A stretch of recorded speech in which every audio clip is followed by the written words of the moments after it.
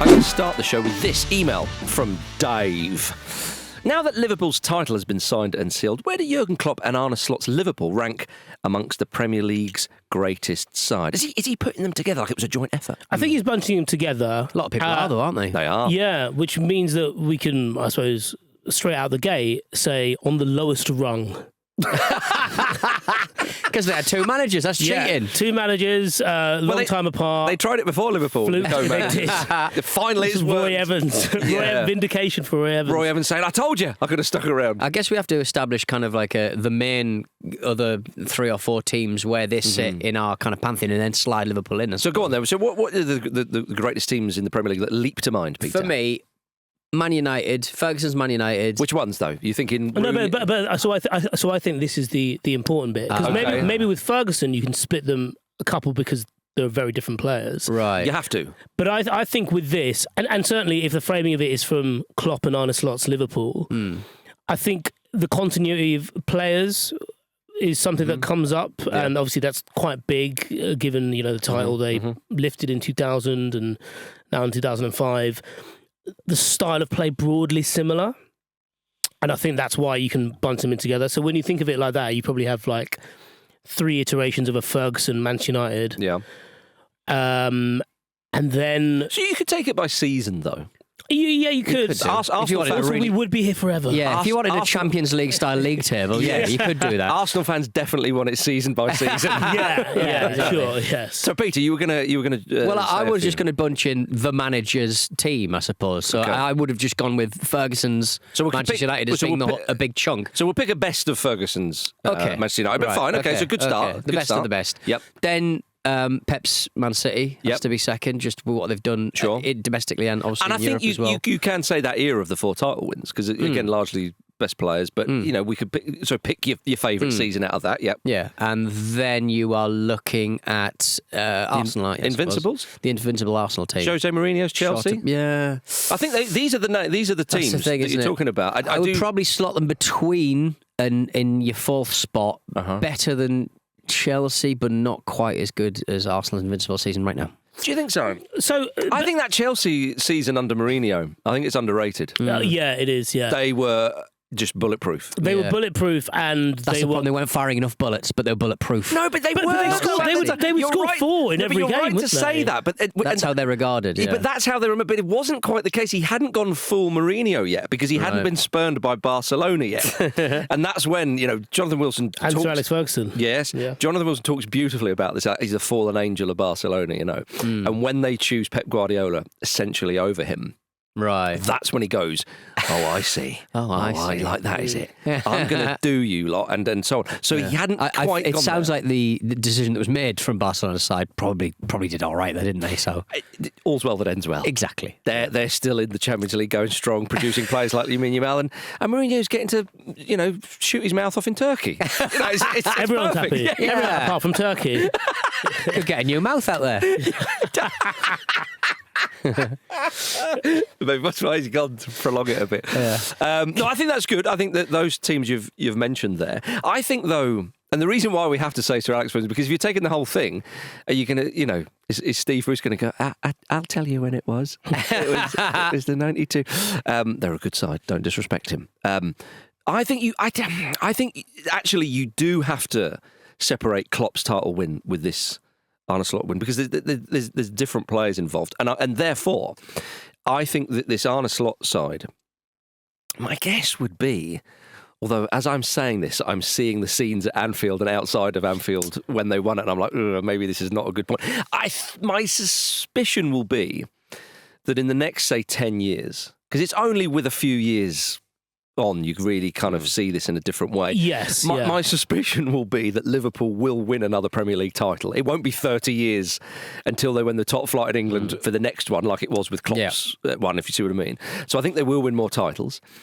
But I think in, say, 5-10 years' time or whatever, despite all sort of the COVID and all that, they'll remember the celebration. I think that Klopp team was particularly special. Yeah, that holy trinity up top. Exactly, yeah. And I think just how scintillating they were, and they won the Champions League as well. They won all the trophies.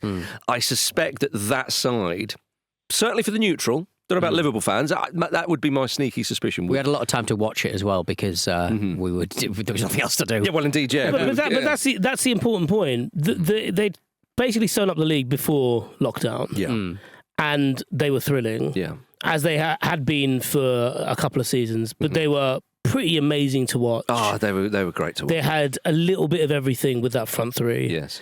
There was even a bit of competitive edge there when you consider how Mane and Salah played and approached their work. But there was also a kind of, I want to be top goal scorer. I also want to be a winner. Yeah. Here's where we combine. Yeah. I think the interesting thing for this iteration of Liverpool is that if they win the league next season, I think that trumps both of their 2 Premier League titles. I think that immediately goes to number 1 because whatever excuses Manchester City have had for being as bad as they've been this season, and kind of everyone else, Arsenal included to a point, because I think when they look back on this season, they'll see a lot of opportunities missed. Everyone's had that. Everyone knows what they need to do going into next season. And if Liverpool are still able to win the league next season against better versions of those challenges, then it'd be an incredible feat. You know, when we talked about it, I wasn't on the show, but the Ramble itself talked about it on Monday.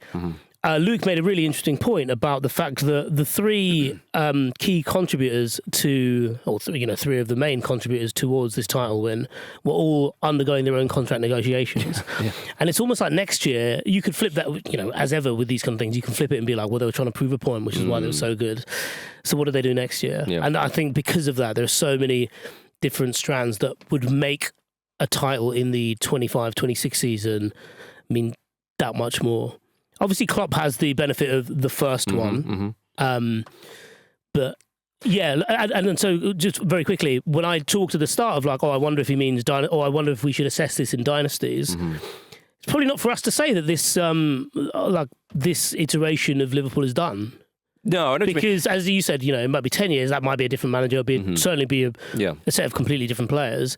But I don't know. Well, I think for the sake of the conversation, because if you're bringing Ferguson to Manchester United, you have to be more specific than that. Yeah, of course. And I think with, you would even say that with... good. Yeah, but I would even say that with Wenger's Arsenal. I know it's been a while since, the one that drew all those games, yeah. I call them the undateables. They didn't lose any of those games. That was it, yes. But I mean, indeed, but a different side from Petit and Vieira in the middle with Overmars and so on. I mean, the biggest points tallies. I mean, with Manchester City. Getting 100 points. It's the little that is something else. But I mean, Liverpool, it was 99 points. This season. But you do sort of go. I know Luke. We talked about this on the last show I was on with Luke, and he's like, well, you can only play what's in front of you. And you can only play. You're not liable for someone else's fall off. But you just sort of think with Klopp leaving in the way that he did, and he felt he was absolutely spent. You just sort of thought that the players that he'd signed over the last 2 seasons were just starting to, for this season, they really clicked and they really kicked into gear. Yeah. And Arne Slot has quite rightly been sort of lauded for getting it right with these footballers. But fundamentally, some of them were coming into a league they'd never played in before, and Man City fell off so fucking hard. Yeah. It's just such a... It's getting to the point of a little asterisk for me. Where I just sort of go, Klopp probably could have done it this season if he just stayed on for a little bit longer. So it's still offside. I know what you mean. I think that's fascinating. I know what you mean. I think, because those new players they had last season to kind of bed in, where they did actually mount a little bit of a title challenge. People forget that. But it's more than a little, actually. That's a bit disrespectful. They were there until the last sort of few games or whatever it was to the end of the season. I don't know. I think with Klopp, if he feels he needs a rest, then I mean, I know what you mean, Pete. I totally get that, but nobody saw this coming. Nobody saw Man City fall. No, but I think Arsenal. I don't think Arsenal would have. I mean, we're into sort of, just pure sort of. I don't know, almost like chaos theory now, but would Arsenal have kept, if they were only a few points behind, they could have kept their interest, and I think they would have raised the game and blah blah blah. Yeah, because I think in the business end of the last 2 seasons, they've just been picking up draws when they, 6 months ago, they were very close. Wins and but stuff. I mean, we are talking about, where do they rank among the best title-winning sides, and to get back to that, I think this Liverpool side this season, they haven't really had a challenger. have they? That is no disrespect to them, because if they were only, say, if it did go to the last game of the season or the last couple of games, the fact is they've won it in April. So they've been near perfect. So they've done their job. But I think, again, that Liverpool side that pick up 99 points in 2019-20, they have to get that points tally because of Manchester City. Yeah. And the fact is that he got the better of that Manchester City side in that season in the Premier League, I think is enormous. And therefore, I personally put it above what this they team achieved this season. Yeah, so I put, there's a couple of Pep's teams in there that I would talk of the best Premier League sides of all time. If you're taking it season by season, I'd have them in there. I think you do have to have the Invincibles in there with Arsenal because they were a great side. Yeah, and to go on, I'm being flippant. Apologise to Arsenal. Nah. Apologise to AFTV. I'll do it in person. Yeah, I do want to see them. Yeah, because they always wait and listen for the other person to talk, don't they? And I do think Mourinho's first season at Chelsea, where they got 95 points, because that was the benchmark for so many years. So which Manchester United season sticks out in your... I have an answer. Well, the funny thing is that the highest points tally for Manchester United, I joke about sort of Bruce and so on, it is 93-94. Yeah. When that is their highest points tally. So the best team, the best league campaign that Manchester United put together... 08-09? That was good, but and it's more of a personal preference thing, but 99-2000. Off the back smashed everyone. They were outstanding. I mean, 91 points, yeah. It was kind of, it was, coming off the back of the treble. And there was even a little bit of, God, what do we do now? And they just wiped the floor with everyone, really. They ended up finishing almost 20 points ahead of Arsenal. Yeah, I mean, that was second. They'd wrapped it up by... Yeah. I think, was that the one when they beat Arsenal 6-1? In January. Yeah, and Ferguson said, well, it's impossible for Arsenal to catch us now, and smiled. And then they went, so you're saying you've wrapped up the league title? He went, no, I said it was impossible for Arsenal to catch us. And Arsenal were the only side that would ever going to be likely to catch him, Lovely. Yeah, they were dominant that season. There's no doubt about that. Again, I'm basically just talking about preference there. But your favourite's got to be Leicester City, isn't it? Even for a Man United fan. But so that is a funny. Well, like, what did Blackburn Rovers fans think? Yeah, but I mean, these are quite in terms of points tallies. I mean, Blackburn was an impressive points tally. Didn't say you had to win it, so I'm just saying teams that may or may not have got 12 points before blowing it. Could they be in there? What's the cut-off point? Is it 38 games? Rank amongst the Premier League's is it greatest 29 sides? games? The cut-off point is simply gold medal or nothing when it comes to this. Okay, right. You're changing the question then. Okay, it's fine. If you're changing the question, absolutely fine. Yeah. Absolutely fine. No, you are right. Let's have Pochettino Spurs in there as well. Lovely, well done. Thank you. So where do they Manchester United can have it in the 94-95 season. That's absolutely right. You've got enough to choose from. Shut up.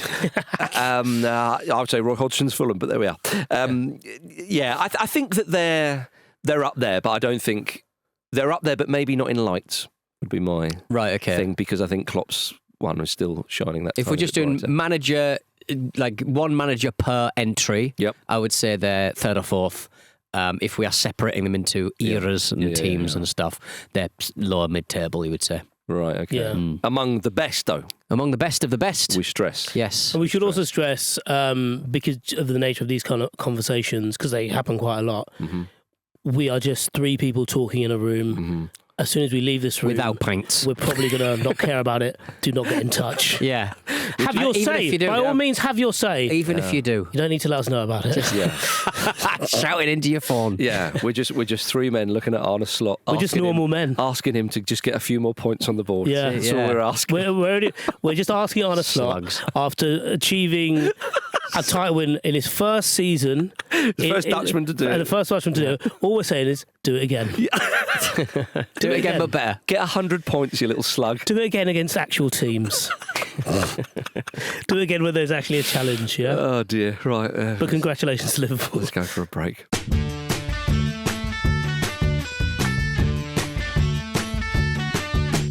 We're going on tour. That's right, Football Ramble Time Tunnel is hitting Newcastle, Birmingham, Manchester, London and Glasgow between the 9th and the 17th of May. Get your tickets by clicking the link in the top corner of this video now. Right then, Vish, you've got the next question. I do, and it comes from Fionn on Instagram. She asks, with Wrexham securing back-to-back-to-back promotions from the National League to the Championship, and given their commercial model, what do we think their ceiling can be? The Championship. Oh. No, it's a good question, and one that I think a lot of people are pondering and answering. But it would be stunning if they got promoted next season. I mean, it would be incredible, but I don't think they are. And I think because when you get to the Championship, the spend that you tend to need to get promoted is significantly more. You're talking maybe kind of 50 plus million, maybe even more, to kind of really... Could they not secure that, though? Well... Very easily? Because, like, there's a lot to be said for stability in the league. So I do think they could become Championship stalwarts. I genuinely believe that because, Wrexham have that stability. Look at Birmingham, Huddersfield. One's obviously coming straight back up. The latter is just stuck in mid-table anonymity to a certain extent. So fundamentally, I find the Wrexham story a wholly unromantic, doping story. People talk about a fairy tale, but it's really not. I'm happy for the people of Wrexham, but it doesn't improve football one jot. It's a good place to park your money, and it's a very cheap way of getting into a sports team. Yeah, I do agree with that. I think we all probably saw this coming in terms of the feeling towards it. It was nice when it was happening down there, and that's pretty cool. And then they get to the Championship, and it's like, well, and this is a bit of a farce. I think what Pete said is true and correct, but obviously it was a lot more about fucking hell, Ryan Reynolds and Rob McElhenney, blah, blah, blah. And now it's Wrexham. Yes. And I think the interesting thing about this question with regards to the ceiling is I think it's more of a holistic issue than necessarily about... Because, they will have the financial wherewithal to survive not gaining another promotion, probably even getting relegated from the Championship if that happens. But I think a lot of the Wrexham story has been predicated on improving the area, on improving the fan experience, on treating the fans first. Yep. And they're not the first club to operate like that. They're not the only club in the pyramid to be so open and be so loving to their community. And they won't be the first to go back on that as soon as the Premier League riches come into view and they can smell them and they can smell how much more money they can make if they do certain things. The fact that the popularity of Wrexham has now extended beyond football, full stop. Like that US tour was incredible. Yeah, the US tour. Wrexham's referenced in the new Black Mirror series. Yeah, they have an IP that extends beyond the city of Wrexham and the Wrexham people. They represent a very different thing. We've seen, appreciating a different ecosystem, how Inter Miami has basically become essentially an excuse for celebrities to be seen or for David Beckham to be seen with celebrities, and then Messi's a part of it as well. Yep. Is it football? But like there's no like. Hugh Jackman's been to fucking Wrexham games. There is a potential issue there that, for all they talk about how much they understand about what English football's about, what Wrexham is about, they're going to need to show that awareness more than ever because they cannot price out those fans and still be taken seriously or being respected as, this endeavour of the heart, this endeavour of love. Because do you feel the promotions have maybe happened too quickly for them? Of course, you're going to take it. It's a very footballing way of looking at it, and they're not really a football team. Well, at this moment in time. It's a bit like the way that they sort of depict the people of Wrexham. It's a little bit like Postman Pat. Look at these adorable characters. Look at the barman of this bar that's very popular. Look at the sweary manager. It feels there's a tinge of exploitation there because Wrexham are underpinning like the entirety of North Wales or South Chester if you're being uncharitable. Like it's I'm joking. But like Welsh football is all South Wales, isn't it? And like and up there of your Molds and Wrexhams of this world, they just don't get a look in. And there should be more football being played and there should be more success in that part of the country. So, but I do find the way that they are depicted and the way that it's all sort of come down is that if you just got it's a message to any nation state or petrochemical company, just get yourself a couple of comedians to sort of front it and stuff. It just feels for me, it just feels to me a bit much. I understand totally, but to play to look at it from different angles, those Wrexham fans have had an amazing time. Yeah. And they feel, so it's a tricky one because I get what you're saying. And the rest of the league, let's be honest, at least some of it will be jealousy. Okay. Oh yeah, right. Hartlepool was on the table. It could have been Hartlepool. It could have been, but we don't have a private airfield, and yet you wouldn't put your hand in your pocket, Peter. How many times I've got to say? Yeah. But look, so you've got to be fair here because there is an element of fairy tale in that a club who have been down in the doldrums, who used to be bigger. Remember, a huge club, yeah. And now look at them in the Championship. And yes, the Hollywood Stardust does kind of bought for $2 million. Now they're valued at 100 million. Yeah, or 150 million. Some people are saying, but yes, over 100 million definitely. So there is quite something, and it's unlikely that the two guys are going to come in and suddenly. The free market economy is going to change with it and so on in the football, the way things go. So I don't want to be too harsh on them here because it's been an amazing time and these fans will remember this. Even if they do it like a Yeovil town, although it's very different, of course, they get to the Championship, it's incredible, and then go bum and fall.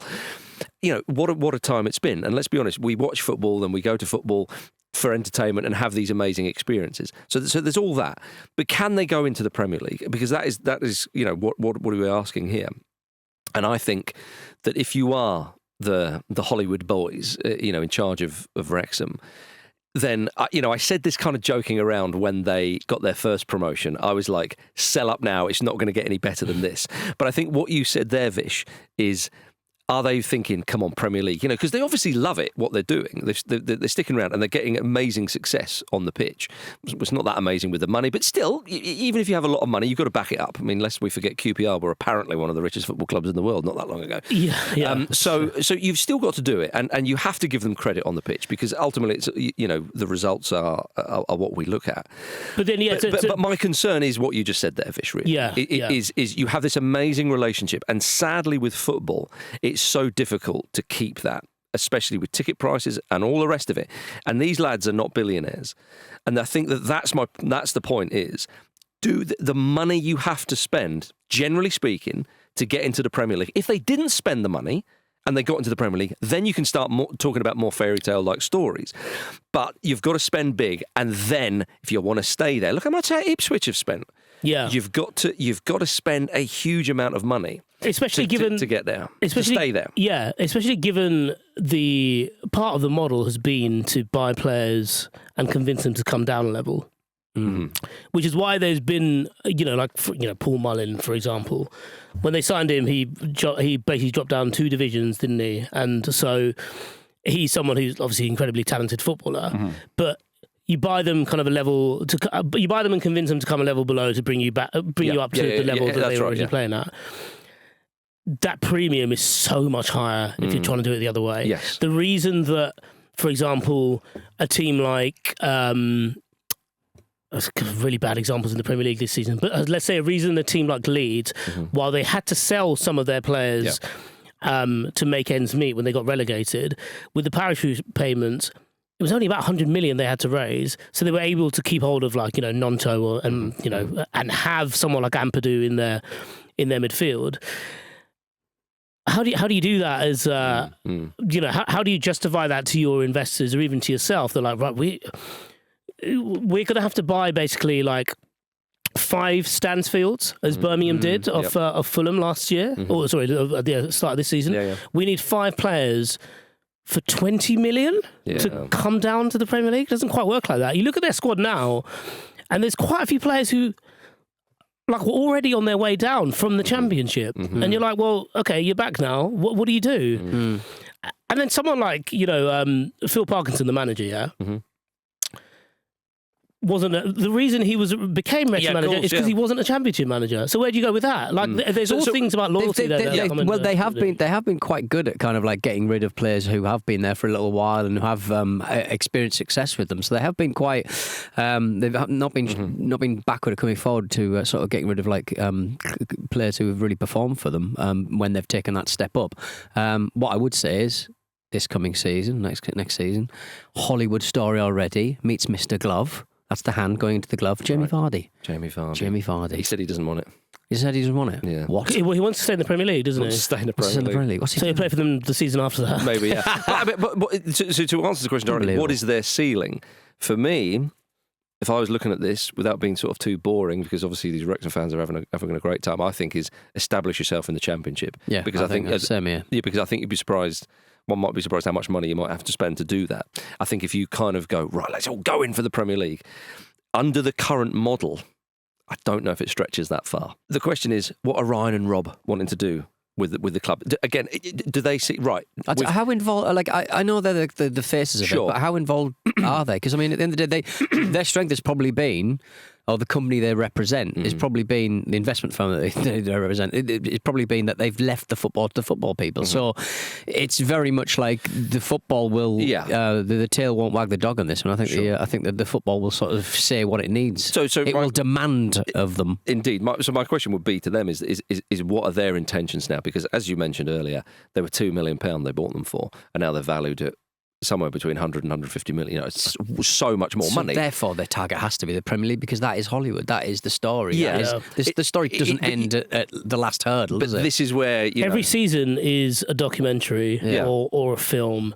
And what do they do in Hollywood? If a film does well, they make a fucking another one. Yeah. The ideal situation would be fall at the final, fall at the playoffs, your dramatic Wembley playoff final or whatever, and then get in the Premier League the next season. Yes. Wrexham 7 back in action. Mission to Moscow. So yes, that's the Champions League one. It's the Champions League one. Mission to Moscow. When we're allowed to play there again. I was about to say how many years? Be quite a few years. Yeah. We'll see. Well, can it be Mission to Munich? Mission to Munich. Well, it's not a police academy film, though, is it? Yeah. So. Oh right, okay. I wonder if they've taken that off streaming. Mission to Moscow. I think they hide diamonds in a Sony View cam. We've all done it. Fish, you were going to say? Just let him go with the police academy tune. Okay. Right, Peter, you've got the next question. I do have the next question. John, on email. He's got an email, and he used it. As a Liverpool fan, I am loving life at the moment, but hearing Stephen Warnock mention the quadruple on Sky Sports recently reminded me of one of my pet hates. Over the past few seasons, so many pundits have gone on about the idea of winning all 4 trophies, even though no one's actually ever done it. Celtic did. Do you think this, like ashes in your mouth, isn't it? Do you think this constant talk of trebles and quadruples has made people forget just how difficult it is to win even one trophy, and made winning 1 or 2 seem less impressive than it actually is? John, I'm loving that message. I'm agreeing with every single point on it. Really? Yeah, well, I mean, it is this preposterous, season, isn't it? Newcastle won a third of a treble this season. Yeah, exactly. I think, John, that he's lovely, is our John. He is lovely. I think like Johnny, he loves Liverpool. I think with if you win a league title, it's almost like a cakewalk to win the 2 cups, though, isn't it? Is it? It seems really bloody easy for those kind of title winners. Like, there's always a Man City in a final, isn't there? There's always a Liverpool in a final. It's just pretty standard these days, isn't it? It reminds me of having... I think, like Pete, I think John's email spot on, and it reminds me of, the pitfalls of having ethnic parents, is that you think you've done well at school, you come home, and you're like, Mum, I got, an A star in my maths GCSE, having said it early, and genuinely she asked... Okay, and like, what else? Did you get a distinction as well, or doesn't work like that? Bachelor of Science, that kind of very score. much. Yeah. Have you got your degree yet? Mum, I'm 15. But like, you're sort of. I could have done with an ethnic parent. Siam is just not that exotic. No, I understand obviously the stereotype or whatever word you want to use, but you are a disappointment to a lot of people, though. To be fair, Yeah. No, that's true, and No more than himself. A disappointment to people of different colours. The United Colours of disappointment. Put him in a different colours jumper and we'll shout at him every single one. But the point being that I totally agree with this, because I think I don't think it necessarily comes from a bad place, but it comes from a place of constant kind of 24-hour, 7-day-a-week coverage. There has to be something to talk about. I also agree with what you said there, Pete, about like, you win the league, it feels like the others are a canter, because if you're the best at the Premier League, then that's by road proxy, tested. Yeah, you win one match. You're the best. You're top of the tree of all the teams who enter those competitions that you're playing on the side, and there's something like, even if it was just the Premier League and the League Cup, there's a bit of, that's one we're focused on. Oh, by the way, we've also got this as well. And I think the quadruple, I think the most sincere conversation around the quadruple came a couple of seasons ago with Liverpool. With Man City before that.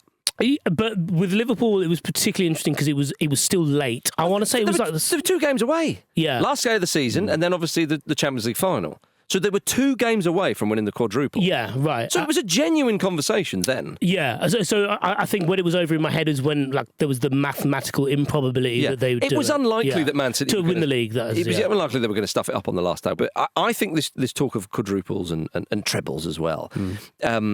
I think it is a more recent thing, and then I think there's good reason for that. But I mean, I've been sucked in. I was saying a number of months ago, I think Liverpool they're on for the quadruple, and then. But we mean that as a compliment, don't we? Oh, totally. And at no point are we like, well, I mean, obviously we said it jokingly, but at no point we're like, well, the quadruple's off, they've fucked it. Yeah, no, but we've also made the point is unless you're Real Madrid, Dan Burn made you fuck it. Yes. He's making you fuck it. Plymouth did actually first, Peter. Okay, fair. Newcastle, PSG, and Plymouth. Again, they're always mentioned in the same sentence. Those 3, but no. But I think with this, you're right. It is a compliment. But we were very also quick to say that the priority for 99% of teams every season is your domestic league. If you win that, it cannot possibly be seen as an underwhelming season. I understand if you maybe reach 3 finals or something, there's a sort of a tinge. But your domestic season, your league is the priority, particularly for Liverpool. So we need to say that. So when it's talk of the quadruple, certainly when we're saying it, it's not a case of, well, they bloody well should win it. This is not a Chelsea Europa Conference League situation, Previous ones, Manchester City were close. It was Wigan, I think, who beat them, didn't they? But you have to put it into context. The treble in European football, Celtic were the first ones to do this, and as I say, I think it was the quadruple they won that year in the 66-67, so sort of mid to late 60s, if you like. They started this whole jamboree.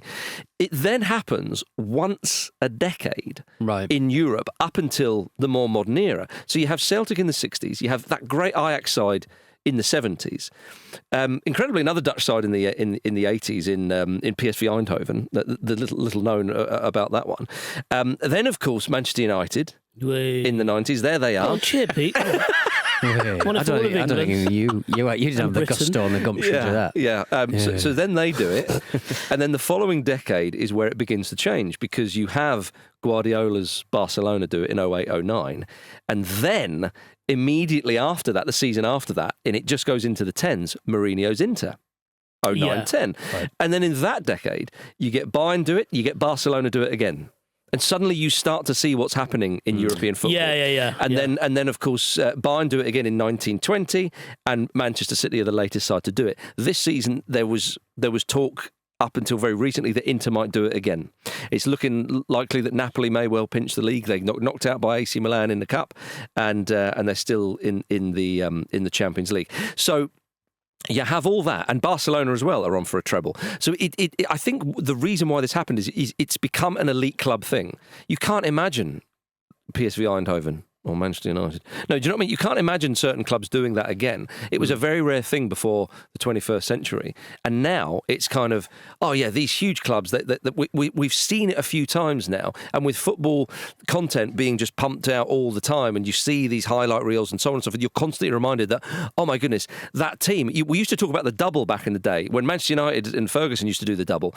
And then, was it Ancelotti did the double with Chelsea? The double was a huge, they've done the double. Yeah. And it's still a big thing, don't get me wrong, but of course when Man City win the domestic treble as well, when these things start happening and it becomes more common, that's why it appears in the chat, it becomes more commonplace to mention it. That's why it's more insipid in the league format, because I just hate the idea that teams just have to win every match to win the league. That's the worst thing about it for me. But you just can't get away with losing these days. You certainly can't get away with not winning every home match if you're up there or thereabouts. I mean, the new Saints in Wales 2016-17 2017, 31 wins, 1 draw in 32 matches. That's a shame. Gutting. That is a shame. Yeah. Gutting about the What draw. are they playing at? I don't know.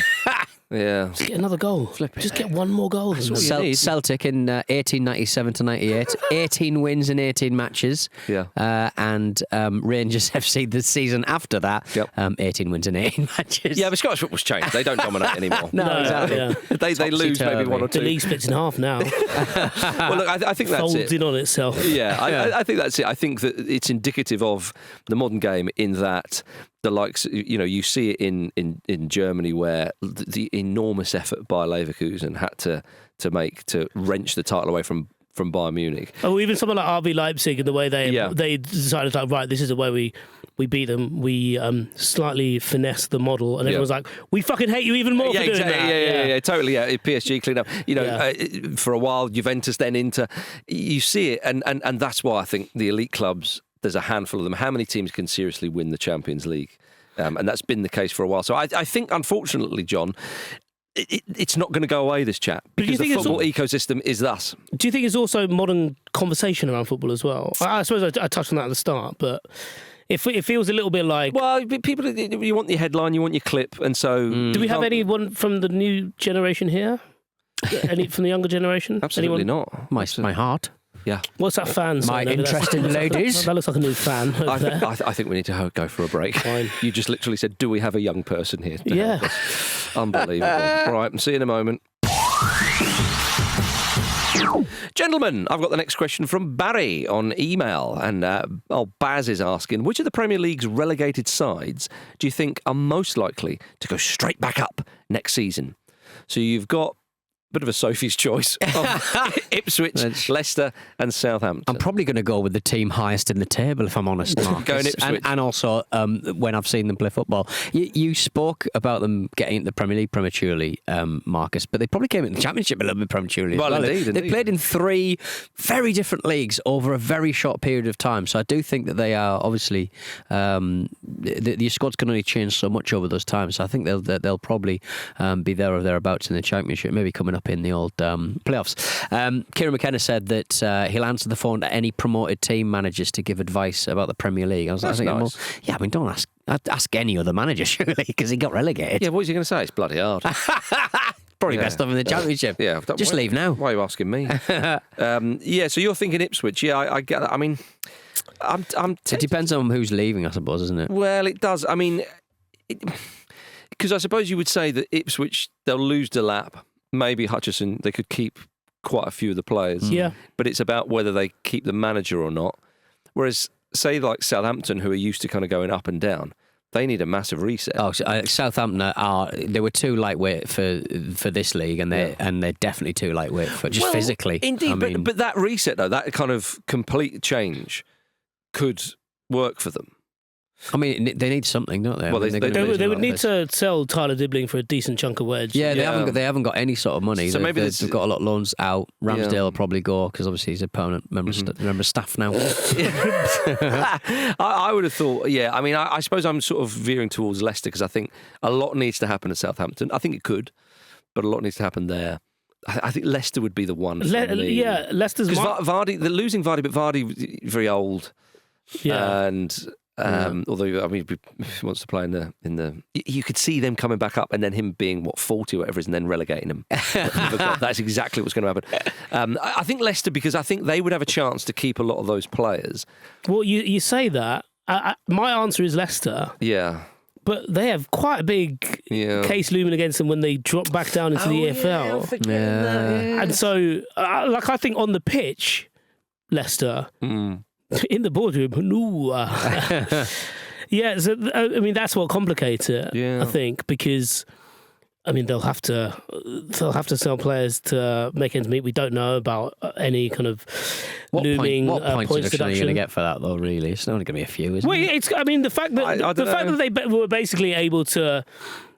Just before, as the bridge was falling, they jumped over to the Premier League and they were like, you can't get us. And then they rebuild the bridge. Maradona taxed bill in it's a little bit, it. You can't go. You can't set foot in the Championship. Fine, we're in the Premier League for a year.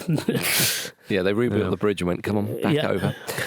Okay, Pete's going Ipswich. Yeah, all right then. Let's all get behind Pete in Ipswich town. All right, lovely. Let's do that. More of a Vish, dreamy story, aren't they? Vish, you've got the last question. I've got something from the Discord to finish us off from Quali/Piff Posse. Lovely. With Jonás Gutiérrez busking in Newcastle, which players do you think should get together to form a garage band and why? What do you think of Jonás? That video of Jonás Gutiérrez at the Monument, just sat down playing the guitar. It was a weird one. I think it was club sanctioned.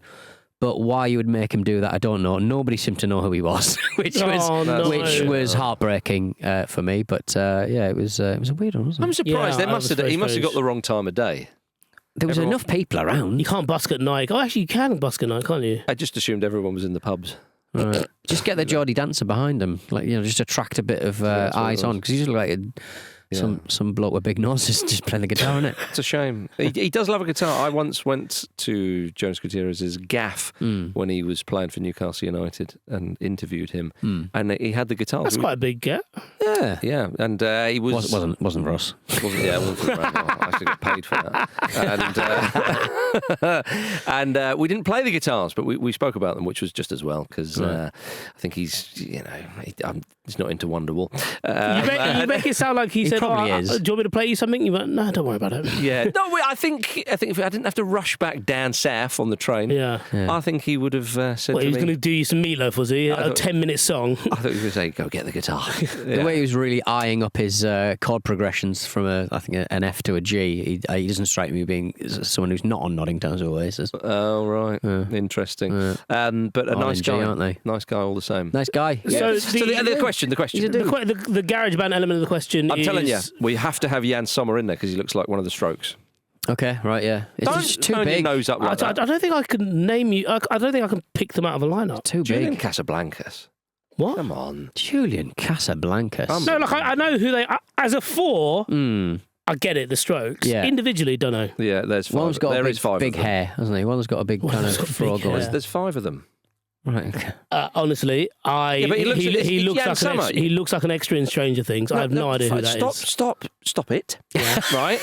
Jan Sommer and him stood next to each other. You can see it. Jan Sommer looks more of a rock star than him. He'll be too tall. Yeah. So I'm having Jan Sommer in there. Has anybody got a problem with that? Then. That's fine. Right. But isn't the point of the garage band people who... The look is important, Vish. The look is important, but they're starting together, like a grassroots band level, and then they develop resentment, don't they? All good bands have a degree of resentment within them. Does Pulp have that, Peter? No, I don't think so. I think all right, so you're wrong, too laid Vish. back for that. Yeah. Right, so are you going to name anybody, or am I just going to keep shouting Jan Sommer? Are we just naming people with big hair? Oh, God. Pete, what you got? Okay. I'm going to go for Rob Green. Oh, right. On lead guitar, because his finger. Imagine that, he'll be doing jazz chords. Such a dick. Slap bass. That's 15 frets. Yeah, such a... Rob, you're playing my guitar. Get off. They're reading the pentatonic scale, the robotronic scale. You know those freak. You know those stadium rock bands where they've got like two guitars, like one below the other. Yeah, he can play the top one. But side by side, not on below. Well, he could play the double keyboards like in a prog band, couldn't he? He could play. He's on keys. He could do the upper decker and the lower decker. He's on keys. He's on keys. I'd have Leo Messi singing as well. Because he's like, I love punk rock and he's tiny like Lagwagon's Joey Cape, but he used to be sick all the time, so he could be like Slipknot. Okay. Okay. Are you ready? After I have a stomach complaint. He used to be sick all the time. He did, you remember he used to puke? Him and Zidane. He's in there. Yeah, Zidane's a pukey fella. Zidane's a pukey fella. Just the pukers. I love Just get all the pukers and we call them the pukes. Also, Zidane. Rob Green and the pukes. That's the band. Oh dear. Grok, make us a picture of that. Yeah. Rob Green and the pukes. Who's on drums? Who likes to hit things? Wazza's on drums. Yeah. No, not Wazza. Okay. Once again, cold water from Vish. No. I think You've yet to name anybody. Goalkeeper who plays the drums. Petr Cech. Petr Cech. He's been on the drums. Yeah, I would go for. I want someone like Animal from the Muppets. Yeah, of course. Rino Gattuso. Yeah, nice. Brilliant. Perfect. Yeah. Absolutely perfect. Right, so nailed that down. So Rob Green playing two guitars on the piano. Rob Green's on the keys. He's on the keys and any other instrument, maracas, whatever. any other instruments within his radius, within his reach. We've got Gattuso on the drums. Yeah. Messi is singing. Singing, yeah, he's And singing. throw it up with Zidane there as well. Yeah, and Zidane's boss doesn't puking. Jan Summers on lead guitar. Inhale like the Slipknot where he inhales a dead crow and then pukes. Yeah. Oh yeah. Oh dear. Yeah, rock and roll. Always ends with bodily fluids with you, Peter. Bodily feuds. Well, fugues. in a way. Do come and see our live show, though. You may well see some of that. I want to get my pinky out. But thank you for listening to the Football Ramble Mailbag, part of the Acast Creator Network. Pete and I will be back on Monday with Big Lukey Moore to react to the weekend's football. And please do send us your responses, opinions and questions for next week's mailbag, and subscribe on YouTube or wherever you get your podcast. Thanks, chaps. Have a lovely weekend. Ta-ta.